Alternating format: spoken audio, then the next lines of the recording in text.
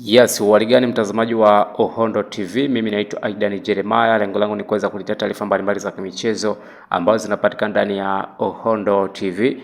Uhondo michezoni. Moja kati ya swali ambayo imeonekana kuwa gumzo sana kwenye mitandao mbalimbali ya kijamii ni kuelekea kwenye mchezo wa dabi ya Kariakoo, dabi ya watani wa jadi, Simba Sports Club, Mfalme wa Nyika na Yanga Sports Club, watani wa jadi, mabingwa wa Kiswahili NBC Premier League. Sasa swali zimekuwepo sana kwenye mitandao mbalimbali ya kijamii. Wapo ambao walikuwa wanajiuliza kwamba maybe inawezekana Simba ikapata ushindi, lakini pia wapo ambao walikuwa wanajiuliza kwamba maybe inawezekana Yanga Sports Club ikapata ushindi. Sasa tunafahamu ile vita ambayo imekuwepo ya watani wa jadi nje ya uwanja, ndani ya uwanja pia.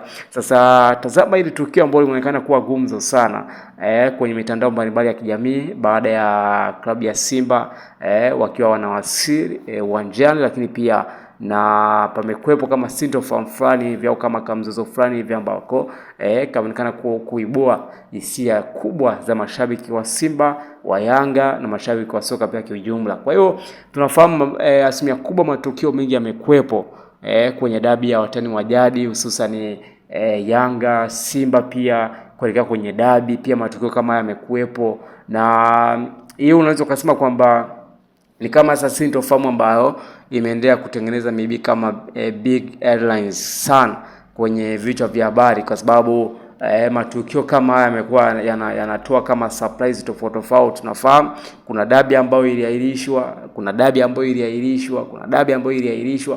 Kwa hiyo zipo dabi ambazo zimekuwa zinaahirishwa kutokana na sababu maybe ambazo zinakuepo, lakini ukianza kuifuatilia unaweza kusema kama ni sababu ya kawaida.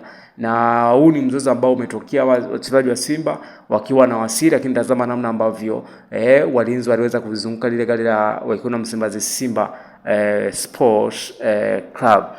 Hapa ni Uhondo TV. Mimi naitwa Aidan Jeremiah.